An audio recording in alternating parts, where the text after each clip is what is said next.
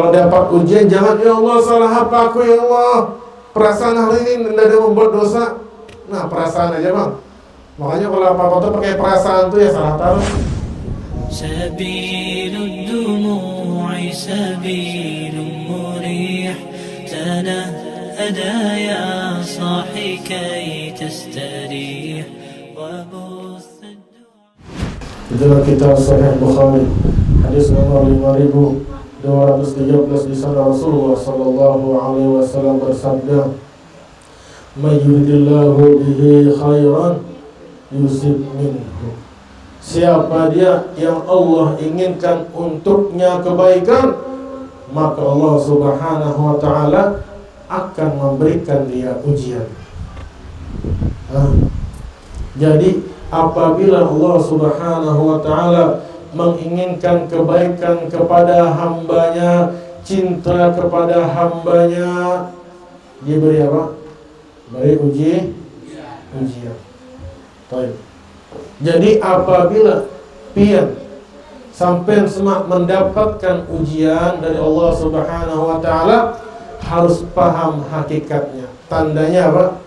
Allah Subhanahu wa taala cinta terhadap pagi-pagi begawi, siang begawi, pulang dimarahi bini. Siapa bu? Begayan aja. Nah itu apa namanya? Ujian namanya. Dan ujian pun bukan hanya satu.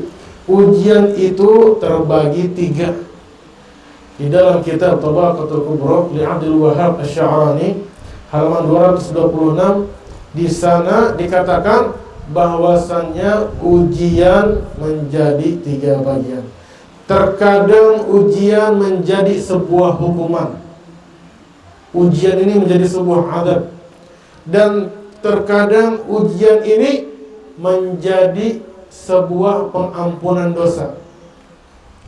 Dan yang ketiga, ujian ini menjadi menaikkan derajatnya seorang hamba. Itu paling tinggi sudah. Yang pertama, kapan ujian itu menjadi sebuah adab, sebuah hukuman dari Allah Subhanahu wa taala? Ujian menjadi sebuah hukuman itu apabila ketika Allah Subhanahu wa taala kasih kita ujian, kita protes, menggerutu. Allah kasih kita ujian, marah-marah, ya Allah dosa apa aku? Ya Allah banyaknya dosamu. Masa anda ingat dia lagi? Dosa banyak. Setiap hari melihat yang diharapkan Allah, setiap hari mendengar yang diharapkan Allah, dikasih musibah, ya Allah dosa apa aku ya Allah? Inna lillahi wa inna ilaihi. Nah orang-orang kayak ini kayak mana? Itu namanya hukuman namanya. Nah, jangan sampai kita mendapatkan ujian dari Allah sebagai hukuman. Nah, jadi tergantung daripada sikap kita menghadapi ujian. Yang pertama, ujian menjadi sebuah hukuman apabila kita tidak sabar, apabila kita protes dengan ujian. Nah, yang kedua, ujian menjadi sebuah pengampunan dosa apabila Allah kasih kita ujian, kita apa? Sabar. Tapi di hati kita ada masih gelombang kemarahan, masih ada sedikit, tapi masih bisa ditahan. Ya Allah sabar, ini takdirnya Allah Subhanahu wa ta'ala. Nah kayak itu, kalau dapat ujian jangan, ya Allah salah apa aku ya Allah, perasaan hari ini tidak ada membuat dosa. Nah perasaan aja bang. Makanya kalau apa-apa tuh pakai perasaan tuh ya salah terus. Makanya jangan pakai perasaan. Nah itu. Jadi apabila kita kena ujian, kita mengaku dengan Allah, ya Allah dosaku banyak. Mudah-mudahan berkat ujian ini Engkau mengampuni dosaku, Engkau mengampuni dosa kedua orang tuaku, Engkau mengampuni dosa saudara-saudaraku, dosa keluargaku ya Allah. Ampuni berkat ini ujian. Itu. Nah, apabila kena ujian. Yang pertama tadi ujian sebagai hukuman. Yang kedua ujian sebagai pengampunan dosa. Yang ketiga ujian menaikkan derajat. Kapan? Ketika orang itu diberikan ujian, dia tumakninatun nafs, hatinya tenang. Gelombang kemarahan itu tidak ada, tenang. Air di dalam toples ditutup, ditaruh dalam lemari. Di luar rumah hujan, bergoyang airnya. Tenang. Penjaganya luar biasa. Sudah di dalam toples, di dalam lemari, di dalam rumah lagi. Nah, ditutup lagi. Sederas-derasnya angin, tidak mau goyang. Tenang. Semakin banyak ujian, semakin tenang.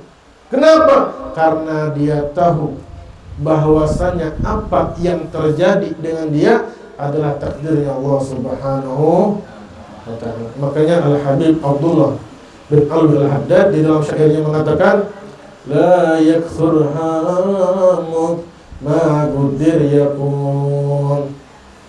Jangan banyak gelisah. Jangan. Kenapa? Ma gudir yakun. Apa yang Allah takdirkan pasti akan terjadi. Alladzi bi ghairik lam yasil ilaik.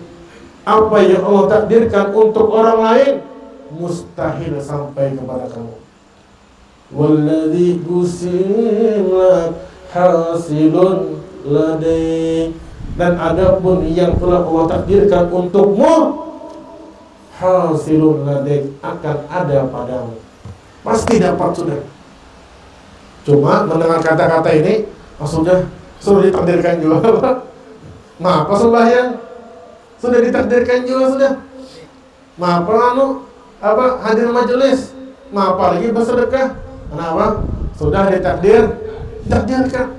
Nah, ini namanya apa? Bunglo. Nah, itu salah namanya. Ini bedanya orang yang membaca buku dengan pemahaman sendiri dengan membaca buku ada gurunya. Nah, itu beda di situ. Seumpamanya kita ketemu buku, kita baca semuanya telah ditakdirkan oleh Allah Subhanahu wa ta'ala. Penilaian kita yang mana? Sudah, ngapain lagi dah? Ditakdirkan semua sudah. Nah, tapi kalau orang yang punya guru, ada penjelasannya lagi.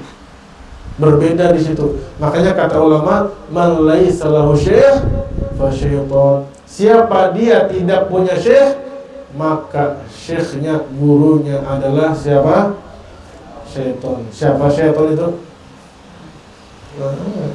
Syaitan itu dari manusia dan dari jin. Abahnya siapa? Iblis. Nah, itu syaitan itu. Makanya hati-hati. Kalau orang berguru, kayaknya ulun jelaskanlah. Kita sudah mendengar penjelasannya bahwasannya takdir itu sudah ditentukan sudah. Ini fulan bin fulan kaina jadi orang alim. Fulan bin fulan kaina nanti jadi orang kaya seumpamanya. Sudah ditentukan semuanya. Nah, dari sisi Allah Subhanahu wa ta'ala, dari jihad Allah Subhanahu wa ta'ala, Allah bebas menentukan apapun sesuka hatinya Allah Subhanahu wa ta'ala. Allah tentukan restu seumpamanya, restu. Nah, melamun. Nah, bingung, nangis. Allah takdirkan semuanya restu, pas besar jadi alim ulama seumpamanya. Nah, itu kehendaknya Allah Subhanahu, itu dari jihadnya Allah, bebas menentukan apa aja. Sedangkan dari jihad kita, dari sisi kita melakukan yang terbaik. Pertanyaannya, kita tahu takdir? Tahu takdir? Tahu? Kita teguring di majelisnya tahu? Ya kalau duduk tahu-tahu teguring, nah nggak ada tahu juga lagi.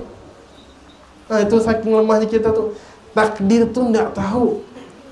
Nah, karena kita takdir tidak tahu, maka kita berprasangka baik kepada Allah bahwasanya Allah mentakdirkan yang terbaik, dan kita melakukan sesuatu yang terbaik. Nah, kayak itu. Sholat 5 waktu, sunnahnya dikerjakan, apalagi puasa, zakat, hadir majelis. Orang sudah tahu, nyaman sudah urusannya. Nah, baik, kembali lagi ke ujian. Nah, jadi ujian itu terkadang dia menjadi hukuman, terkadang dia menjadi penghapus dosa, terkadang dia menaikkan derajat seseorang. Tergantung orangnya. Siapapun kita, mau orangnya orang kaya, mau orang miskin, mau tinggal di bumi, mau tinggal di planet Mars sana, tetap dapat ujian. Orang kaya, kira kita nyaman gak jadi orang kaya tuh? Orang kaya nyamannya deh. Ujiannya banyak Pak kaya, orang kaya kalian kaya. Insya Allah renovasi majelis kaya lah. Nah, orang kaya itu bukannya orang kaya itu langsung nggak ada ujian lagi, nggak ada. Semua manusia diuji dengan ujiannya masing-masing. Tinggal bagaimana respon orang itu, bersyukurkah enggak? Coba lihat harta itu apa? Nikmat kok. Rezeki itu nikmat. Harta itu dari nikmat bisa menjadi sebuah ujian. Kapan? Ketika kita tidak menggunakan harta di dalam jalan yang baik. Ketika kita tidak punya harta, tidak bersyukur kepada Allah Subhanahu wa Ta'ala. Di sini saya ini bukan mengatakan kaya itu jelek, enggak, kaya itu bagus. Cuma bagaimana sikap seseorang yang kaya. Kalau seumpamanya aku kaya, seumpamanya waktuku habis untuk dunia, nah itu yang salah. Pagi cari duit, siang cari duit, malam cari duit, itu yang berbahaya. Nah, tergila-gila pokoknya dibalik. Coba punya hati orang-orang korupsi lah. Korupsi 1 miliar, berhentilah ya? Enggak, tambah lagi 2 miliar, berhentilah. Sampai 1 triliun, berhentilah. 1 triliun itu berapa miliar? 1000 miliar loh. Mulainya baik sampai mati kada habis 1 triliun tuh. Bayangkan aja. Sudah korupsi 1 triliun, tambah lagi lah. Tambahnya lagi 2 triliun sampai berapa? 300 triliun. Sampai berapa? 900 triliun. Apa gunanya? Nanti ini bukti benarnya hadis Rasulullah sallallahu alaihi wasallam. Tidak bakal pernah kenyang jikalau tidak ada kekayaan di dalam hati, jikalau tidak ada rasa syukur kepada Allah Subhanahu wa Ta'ala.